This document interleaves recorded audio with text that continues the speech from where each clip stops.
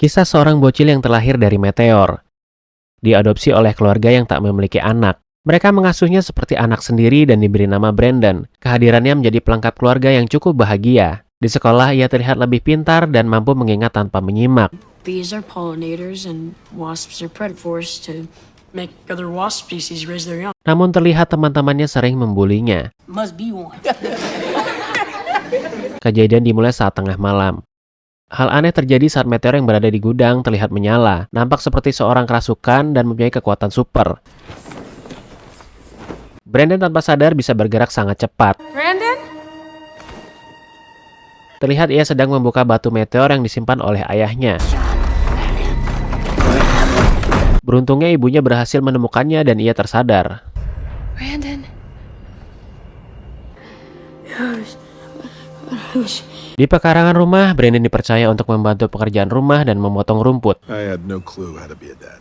Terlihat sangat kesal dengan mesin rumput yang susah untuk dihidupkan. Dengan upaya tenaga untuk menarik tuasnya, malah mesin tersebut terlempar sangat jauh.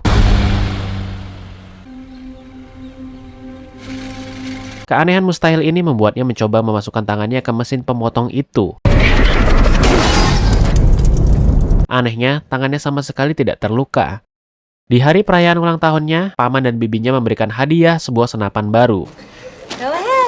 Namun Kyle menolaknya karena menurutnya ia masih di bawah umur. Kejadian itu membuat Brandon terlihat nampak marah. Said, give it to me. Let's go. Brandon? Now. We are leaving. Let's go. Kyle menyadari ada yang aneh darinya, seperti memakan sendok dan menyimpan gambar majalah dewasa. Ia pun akhirnya memberikan nasihat tentang pentingnya pengetahuan biologis untuk usia anak remaja saat sedang berburu dan camping di tengah hutan. Pada malam hari itu, Caitlin yang sedang istirahat melihat keanehan suasana di kamarnya menjadi mencekam.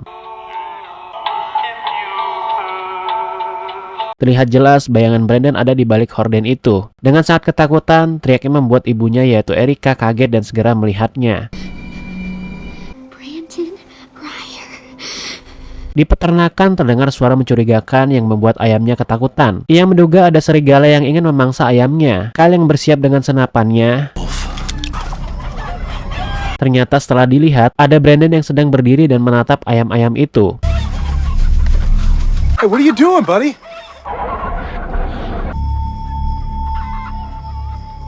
Kemudian pada waktu tengah malam terdengar lagi suara di peternakannya. Terlihat puluhan ekor ayamnya mati. This isn't an animal. I think Kyle seperti menyadari dan memberitahu Tori bahwa ada sesuatu yang berbeda dari Brandon. they can't rip a freaking door off and break a lock. Saat kegiatan penjas di sekolah, pelatih membuat kegiatan permainan agar berfungsi melatih kekompakan satu tim. Saat Brandon mendapatkan kesempatan sebagai objek, kejadian memilukan terjadi. Ia terjatuh karena ulah Caitlin yang sengaja tak mau menahan badannya dan membicarakan keburukan Brandon. Namun Caitlin dipaksa membantu membangunkannya, atau ia tidak akan mendapat nilai penjas. Brandon meremas dan mematahkan tangannya seketika.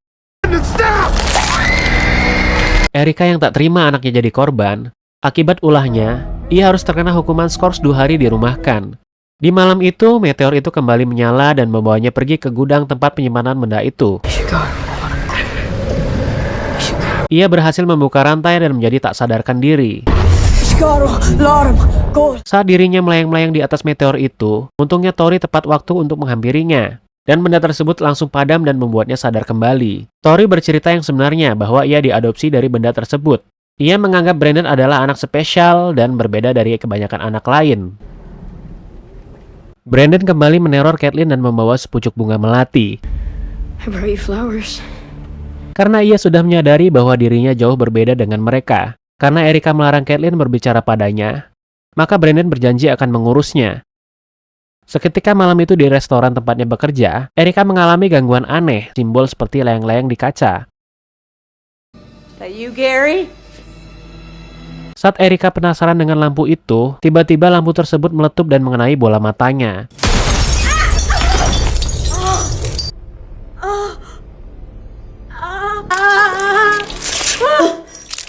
Terlihat bayangan Brandon memakai topeng mengerikan. Ia berusaha bersembunyi di dalam freezer. Namun ternyata Brandon mempunyai kekuatan laser yang bisa membelah pintunya.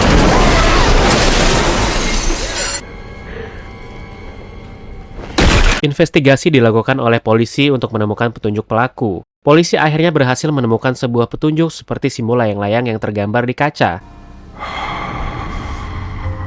Sebagai bibinya dan penasehatnya, Meryl sangat peduli kepadanya. Namun ketika ia mencoba menyinggung kejadiannya di sekolah, ia terlihat sangat geram. The sheriff tomorrow and I have to be honest with him. Apalagi Meryl ingin melaporkan keterangannya kepada kepolisian. Ketika malam hari tiba, Brandon menemui Meryl dan mengancamnya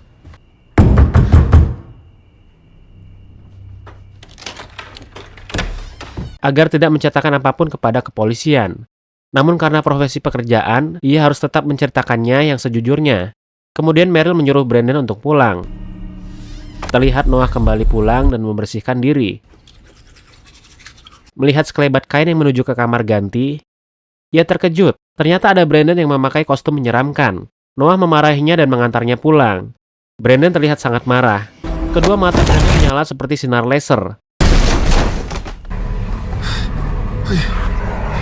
Naas, ketika ia berusaha kabur dengan menggunakan mobil, tiba-tiba mobilnya mengalami mogok.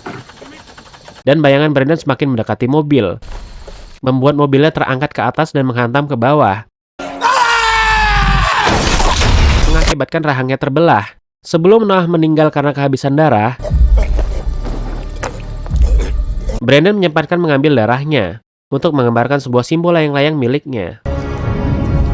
Ia pulang dengan menyembunyikan baju yang terdapat bercak darah pamannya dan skenario bahwa ia telah dibully di sekolah saat bermain bola. Actually, I'm Di rumah sakit, Meryl menceritakan bahwa Brandon berada di rumahnya sebelum kejadian. To make sure that he was he drinking? Mereka berdua akhirnya menginterogasi Brandon. He died last night. Namun emosi Kyle yang tak terbendung membuatnya memaki dan membuka kebohongan yang dibuat-buat olehnya. That is bullshit. He is fucking lying. Tak terima dengan tuduhan ayahnya, Where were you Wednesday night when Caitlin's mom went This missing? is not helping. Brandon mendorongnya hingga terpentar ke lemari kaca. Kyle, Just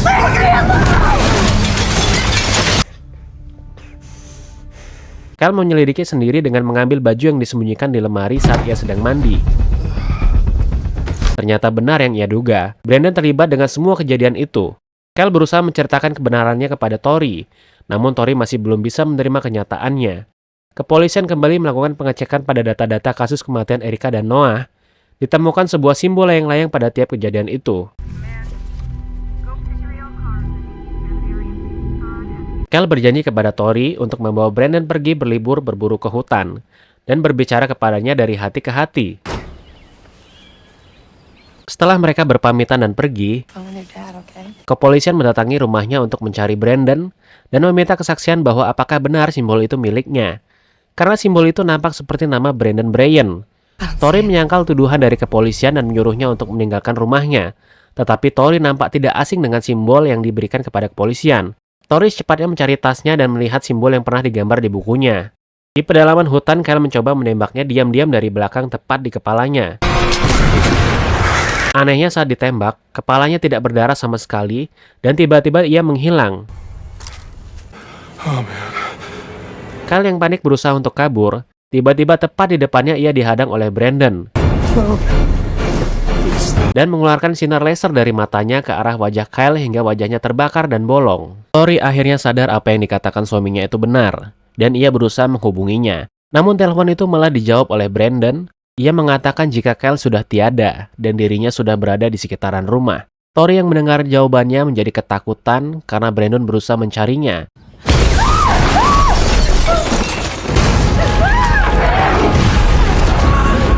Tori secepatnya menghubungi kepolisian untuk meminta bantuan.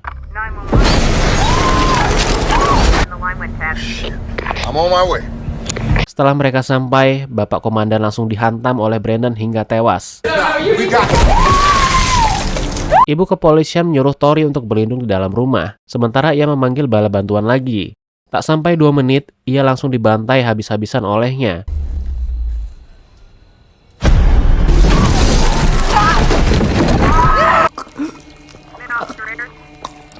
Tori yang berlindung di bawah tempat tidur mengingat bahwa benda seperti meteor yang membawanya ke bumi itu bisa melukainya. Segera ia menuju ke gudang dan mengambil serpihan benda itu. Setelah membujuknya, Mom? I have never Tori diam-diam menikamnya. Namun Brandon berhasil menangkis dan membawanya pergi keluar angkasa dan menjatuhkannya dari ketinggian.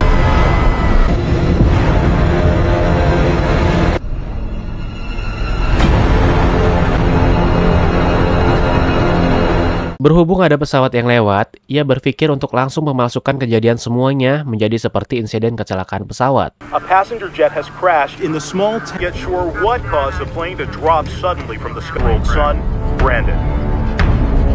Ending dari film ini menggantung ya cuy, karena si bocil goib ini belum mati.